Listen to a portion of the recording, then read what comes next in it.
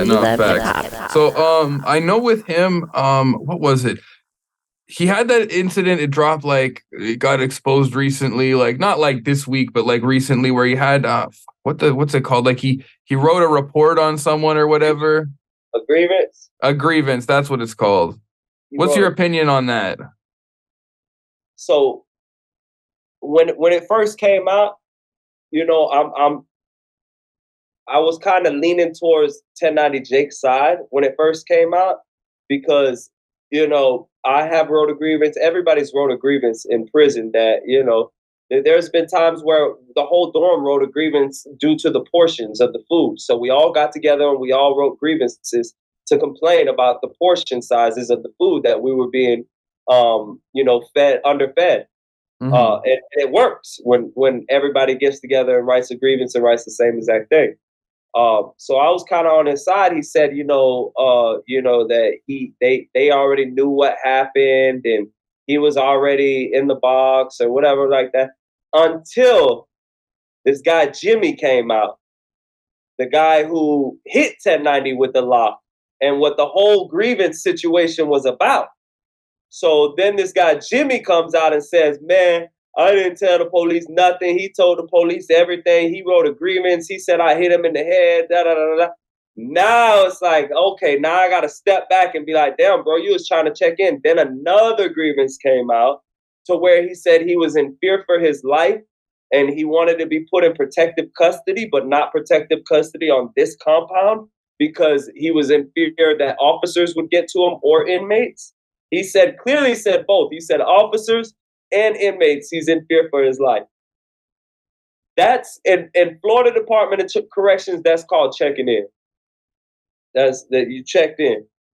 And it is what it is, fam. If that's what you did, stand on it. You know what I mean? Yeah. We have it right in front of us. We have your handwriting saying you're in fear for your life. After, you know, and then another handwriting statement saying that you got hit by this guy Jimmy while you were sitting on your bunk. Yeah. You know what I mean? So like, and then no, I feel you with that that's for not sure. what happened. Yeah. So for people here who don't understand like what checking in would mean, you want to just explain what that is real quick? Checking in is you go to a dorm and you're scared to live there.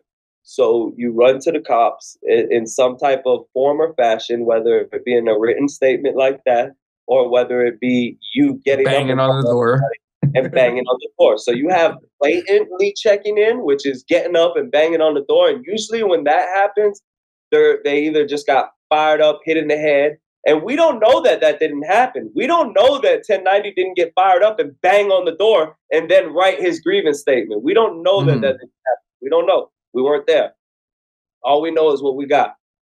And there's blatant checking in, banging on the door, and then there's like writing a note to the officers, writing a grievance form while everybody's sleeping, turning it into the grievance box. You could be in confinement already. And you don't want to go back to that compound because word got to you that, you know, they gonna pop your ass when you come back out of the box. You know what I mean? And you check in, you write a grievance statement like that, saying you're in fear for your life from officers and inmates. Yeah. I mean, I'll give a story. Yeah, I'll give a story like that. When I got locked, like I never been locked up for a long time, but I've done like a weekend here and there. You know, you get like locked up Friday and you only see the judge Monday. One of the times where I did that, I was in the cell with a guy and he told me, he's like, "Oh yeah, I'm here," but he's like, "They might move me next week," because it was like a really small wing that we were in, and he wanted to go to like the big 2-floored wing. So he told me, here it's French, so I don't remember what the fuck it was called. It wasn't called a grievance, but it was the same. He's like, "Yeah, I have to write this to the guards and tell them I want to go there." And he's like, "If they don't let me," he's like, "I'm gonna tell them that I'm getting into fights with people here, whatever." Yeah. Do you have people that check in like that? But that's a different situation. For the simple fact, we have a situation where somebody was assaulted, somebody was hit in the head with a lock. The officers said they seen what happened or whatever, and they wrote a DR on it. So this is a whole different situation. This was him getting hit in the head so hard that his shit started gushing. They took him to confinement, and he realized that probably at that time, I'm just making an educated guess because I've been to the compound that grievance was wrote on. I was at Lancaster Correctional Institution. So my educated guess is that he got hit so hard he went to confinement, and the Bloods probably weren't allowed on the compound at that time, or it was strictly a Zoe dorm that he was in, and he just didn't want to go back. So he basically said he's in fear for his life. I mean, because we have no evidence that the officers beat you. The only evidence we have is that another inmate beat you. Yeah. You see what I'm saying? Yeah.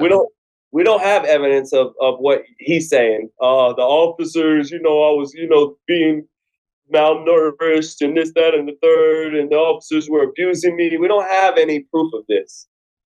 What we do have proof of is somebody hitting you upside the head with a lock and you going to confinement and you checking in from that compound and you saying on video that the reason you got shipped was in a gang sweep, which you didn't, which is a complete lie, which we have come to realize that you got shipped for that grievance. That anytime you say you're in fear for your life from officers and inmates, you're gone. You're going to another compound. Yeah. Didn't he have a situation too where he shot a gun at a door trying to open it or something? Yeah, he put that one under the rug too. That's 8 pages from. I don't know about the 9th page. They say there's a 9th page. I don't know about the 9th page of the juveniles getting arrested. They say that paperwork was doctored or whatever. That's all. This was all. Hold on, sorry. This was all in Florida. Yeah, Tampa. We could get all his paperwork pretty. Yeah, easily. you could get a Tampa Police Department. You have to order it. Easy. That's super easy. You'll get 8 pages. You'll get 8 pages of him being eyewitness number 1, saying and he was 18 at the time. So everybody's gonna sit here and play the juvenile role. The people who shot into his house were juveniles. He was 18. They were underage, and that's why their names aren't listed, and his name is listed. He was 18. Some juveniles shot in his house or his mom's house or his aunt's house. I don't know.